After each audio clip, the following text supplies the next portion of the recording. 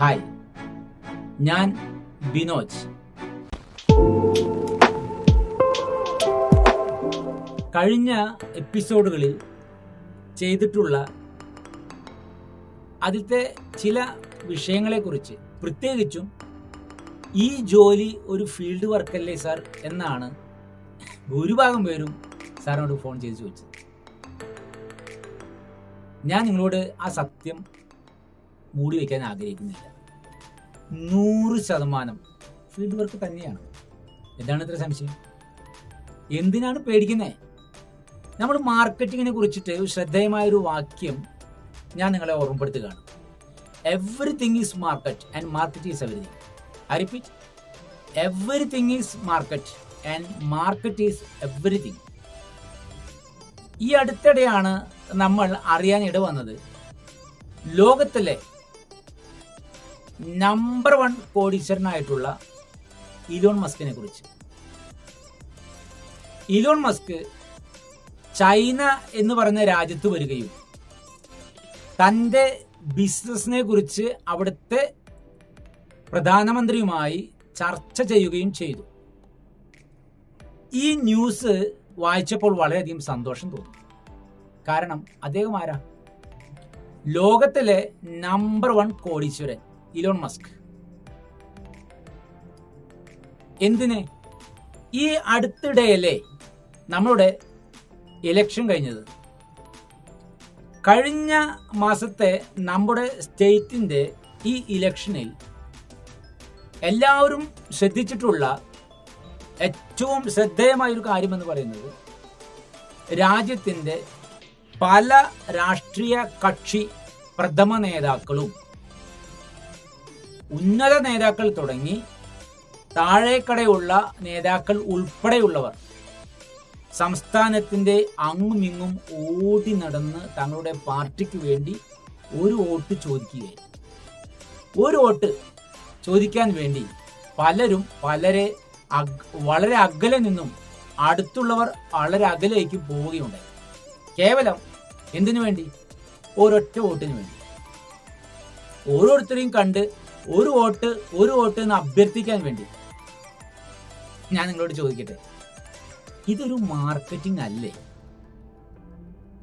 ഞാൻ ഇതേക്കുറിച്ച് അനേകം കാര്യങ്ങൾ നിങ്ങളോട് പങ്കുവെക്കാൻ എനിക്ക് ആഗ്രഹമുണ്ട്. തീർച്ചയായിട്ടും സമയപരിമിതി മൂലം ഞാൻ ഇനി ഒന്നും പറയാൻ ആഗ്രഹിക്കുന്നില്ല. നമ്മൾ ലോകത്തിലെ നമ്പർ 1 കോടീശ്വരനെ കുറിച്ചും വളരെ ഉന്നതമായ നേതാക്കളെ കുറിച്ചും ഈ ഫീൽഡ് വർക്കിലൂടെ ഉദാഹരണം നൽകുകയുണ്ടായി. ഞാൻ ചോദിക്കട്ടെ, ഇനി ഉള്ള കാലങ്ങളിൽ ഈ ഓൺലൈൻ ബിസിനസ്സും ഫീൽഡ് വർക്കും വളരെയധികം ഉപയോഗപ്പെടുത്തുന്ന, ശ്രദ്ധിക്കപ്പെടുന്ന, ഏറ്റവും അധികം വിൽപ്പന നടത്തപ്പെടുന്ന ഒരു മേഖലയാണ് എന്നുള്ള സത്യം നമ്മൾ എന്തിനു മൂടി വയ്ക്കണം? എന്തോ ഈ ഒരു വിഷയത്തിൽ തെറ്റായിട്ടുള്ള ഒരു സന്ദേശം എവിടുന്നോ ആരിൽ നിന്നോ കേൾക്കുന്ന ഒരു കുട്ടിക്കഥ തലമുറകളായി ഇപ്പോൾ അതൊരു ബാഡ് ഇംപ്രഷനിലേക്ക്, അതൊരു മോശമായ ആ ഒരു വേർഡിലേക്ക് തന്നെ ഇത് വന്നിരിക്കുകയാണ്. എന്ന് പറഞ്ഞാൽ നമ്മൾ ഈ ഒരു ഫീൽഡ് വർക്കിനെ വളരെ മോശമായിട്ട് കാണപ്പെടുകയും ചിത്രീകരിക്കപ്പെടുകയും ചെയ്യുന്നു. നമുക്കെല്ലാവർക്കും അറിയാവുന്നതുപോലെ ലോകത്തിൻ്റെ നാനാഭാഗങ്ങളിൽ വിവിധങ്ങളായ ഉന്നത വിദ്യാഭ്യാസത്തിന് വേണ്ടി പോകുന്നവരാണ് ഭൂരിഭാഗം പേരും. കുറേ പേർ ഓൾറെഡി അവിടെ ഉണ്ട്, കുറേ പേർ ഇപ്പോൾ പോയിട്ടുണ്ട്, ഇനി കുറേ പേർ അതിനായി ഒരുങ്ങിക്കൊണ്ടിരിക്കുകയാണ്. എനിക്ക് പലപ്പോഴും തോന്നാറുണ്ട്, ഇങ്ങനെ തൊഴിൽ അന്വേഷണത്തിനായിട്ട് വിദേശത്തേക്ക് പോകുന്നതിൻ്റെ കാരണം ഒരുപാട് അതേക്കുറിച്ച് പറയാനുള്ളത് കൊണ്ട് ഞാൻ ആ ചിന്ത മാത്രം നിങ്ങളിലേക്ക് അവശേഷിക്കുകയാണ്. ഇവിടെ തീർത്തും സാധ്യതയില്ലാഞ്ഞിട്ട് ആണ് എന്ന് നമുക്ക് പറയാൻ വയ്യ. എന്നാൽ ഉണ്ട് താൻ. ചുരുക്കി പറഞ്ഞാൽ, ഇവിടെ പണ്ടൊക്കെ മറ്റു അയൽ സംസ്ഥാനങ്ങളിൽ നിന്ന് ഒരുപാട് ജോലിക്കാർ ഇവിടെ വന്നിരുന്നു. എന്നാൽ ഇപ്പോൾ വളരെ അകലെ നിന്നുള്ള സംസ്ഥാനങ്ങളിൽ നിന്ന് പോലും ലക്ഷക്കണക്കിന് ആൾക്കാർ ഇപ്പോൾ ഇവിടെ വന്നിരിക്കുകയാണ്. ആദ്യം വന്നവരെല്ലാം കൂലിപ്പണിക്കാരായിരുന്നെങ്കിൽ പിന്നീട് അത് ഓഫീസ് വർക്കിലേക്കും, ഇന്ന് അത് അവർ തന്നെ ഇവിടെ സ്ഥലം മേടിച്ച് അവർ തന്നെ അവരുടെ മക്കളെ വിവാഹം നമ്മുടെ സ്റ്റേറ്റിലുള്ളവർക്ക് കഴിപ്പിച്ചു കൊടുത്തും കഴിച്ചും ഇന്ന് ഇവർ അവരുടേതായ ഒരു സമുച്ചയം, ഒരു ബിസിനസ് സമുച്ചയം, ഒരു ബിസിനസ് കെട്ടിപ്പടുത്ത് നമ്മുടെ മലയാളികളെ അവിടെ ജോലിക്ക് വെച്ചിരിക്കുന്ന ഒരു അവസ്ഥ. ഇത് തന്നെയല്ലേ വർഷങ്ങൾക്ക് മുൻപ് വിദേശത്തേക്ക് പോയിരുന്ന ഓരോ പ്രവാസിക്കും പറ്റിയ ആ ഒരു കഥ. അന്ന് മസിൽ പവറിന് വേണ്ടിയാണ് നമ്മളെ കൊണ്ടുപോയതെങ്കിൽ ഇന്നും ഭൂരിഭാഗം പേരും ഇന്റലക്ച്വൽ പവറിനെയാണ് കൊണ്ടുപോകുന്നത്.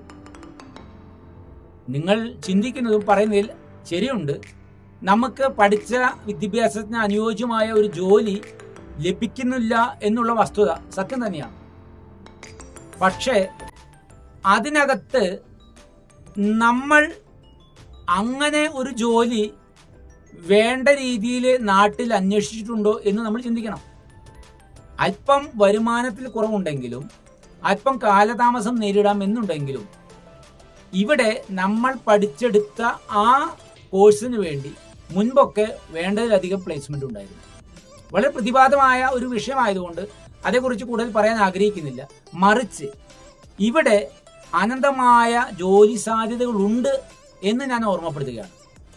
തീർച്ചയായിട്ടും വിദേശങ്ങളിൽ പോയി പഠിക്കുന്ന പല കോഴ്സുകളും വിദേശത്തെ ജോലി സാധ്യതകളെ മുന്നിൽ കണ്ടുകൊണ്ടാണ് ആ ജോലിയെല്ലാം ഇന്ന് നമ്മൾക്ക് നമ്മുടെ നാട്ടിൽ കാണാൻ പറ്റാത്തത്. നമ്മുടെ നാടിനെ ഒത്ത, നമ്മുടെ നാടിൻ്റെ കൾച്ചറിനൊത്ത, അല്ലെങ്കിൽ നമ്മുടെ നാടിൻ്റെ അഭിവൃദ്ധിക്കൊത്ത തൊഴിൽ ഇന്നും നമ്മുടെ രാജ്യത്തുണ്ട്. ഗണ്യമായ പരിമിതികളുണ്ട് എന്നുള്ളത് സത്യം തന്നെയാണ്. ഇവിടെ ഫീൽഡ് വർക്ക് എന്നുള്ളതിലേക്ക് സാറ് മടങ്ങി വരികയാണ്. തീർച്ചയായിട്ടും ഈ ഫീൽഡ് വർക്കിന് ഏറ്റവും വലിയ പ്രത്യേകത എന്ന് പറയുന്നത് നമ്മൾ ഇൻഡിപെൻഡൻ്റ് ആണ് എന്നുള്ളതാണ്. ഏതൊരു വ്യക്തിയാണ് തൊഴിലിൽ സ്വാതന്ത്ര്യം അനുഭവിക്കേണ്ട എന്ന് പറഞ്ഞിട്ടുള്ളത്? സ്വാതന്ത്ര്യം വേണമെന്ന് തന്നെയാണ് എല്ലാവരും ആഗ്രഹിക്കുന്നത്. തങ്ങൾ 8 മണിക്കൂറും 10 മണിക്കൂറും 12-ലധികം മണിക്കൂറും ജോലി ചെയ്യുമ്പോഴൊക്കെ ഈ ഒരു സ്വാതന്ത്ര്യം ലഭിക്കുന്നില്ല എന്നുള്ള വലിയ ദുഃഖകരമായ, വളരെ കോപം നിറഞ്ഞ അല്ലെങ്കിൽ വളരെ ദുഷ്കരമായ ഒരു അവസ്ഥയെക്കുറിച്ച് ഒരുപാട് പേര് സാറുമായി ഷെയർ ചെയ്യാൻ ഇടവന്നിട്ടുണ്ട്. എന്നാൽ ലൈഫ് ഇൻഷുറൻസ് കോർപ്പറേഷൻ ഓഫ് ഇന്ത്യയിൽ പ്ലേസ്മെന്റ് ലഭിച്ച് അതിൽ ഏജന്റ് ആയിട്ടോ ഡയറക്റ്റ് എംപ്ലോയി ആയിട്ടോ നിയമത്തിനാവുകയാണെങ്കിൽ നിങ്ങൾക്ക് ലഭിക്കാവുന്ന വരുമാനം എന്നുള്ളത് വളരെ വലിയൊരു വരുമാനമാണ്. മാത്രവുമല്ല, നിങ്ങൾക്ക് നിങ്ങളുടെ ഇഷ്ടമുള്ള സമയത്ത് ഇഷ്ടമുള്ള സ്ഥലങ്ങളിലേക്ക് നിങ്ങൾക്ക് എപ്പോൾ വേണമെങ്കിലും ആളുകളെ അപ്പോയിൻമെൻ്റ് എടുത്തുകൊണ്ട് പോയി കാണാനും വലിയ വലിയ വലിയ ബിസിനസ് ക്ലോസ് ചെയ്യാനും നിങ്ങൾക്ക് ഈ ജോലിയിലൂടെ സാധിക്കുക വഴി നേരത്തെ സൂചിപ്പിച്ചതുപോലെ നിങ്ങളുടെ ലൈഫിലേക്ക് ഒരു അഭൂതപൂർവമായ സന്തോഷം നിറഞ്ഞ, സമാധാനം നിറഞ്ഞ, തൃപ്തികരമായ ഒരു ലെവലിലേക്ക് നിങ്ങളുടെ ഇൻകം മാറുകയും നിങ്ങളെ ഡിപ്പെൻഡ് ചെയ്യുന്ന നിങ്ങളുടെ വീട്ടുകാർ, നിങ്ങളുടെ അയൽവാസികൾ, നാട്ടുകാർ, നിങ്ങളുടെ പഞ്ചായത്ത്, നിങ്ങളുടെ ബ്ലോക്ക്, നിങ്ങളുടെ കോർപ്പറേഷൻ, നിങ്ങളുടെ ഡിസ്ട്രിക്ട്, നിങ്ങളുടെ സംസ്ഥാനം, നമ്മുടെ രാജ്യം, ലോകത്തിന് മുഴുവൻ അത് വലിയൊരു മുതൽക്കൂട്ടാകുമെന്നുള്ള യാതൊരു സംശയമില്ല. കാരണം ഒരു വ്യക്തി അടിമുടി മാറുകയാണെങ്കിൽ ആ വ്യക്തിയുടെ ലോകം തന്നെ മാറുകയാണ്. അതുകൊണ്ട് തന്നെ ഇനിയും ഇതേക്കുറിച്ച് സംസാരിക്കാനും ലൈഫ് ഇൻഷുറൻസ് കോർപ്പറേഷൻ ഓഫ് ഇന്ത്യയിൽ നടക്കുന്ന ഓരോ സാധ്യതകളെക്കുറിച്ച് പങ്കുവയ്ക്കാനുമായി വീണ്ടും നേരിൽ കാണാം. Thank you.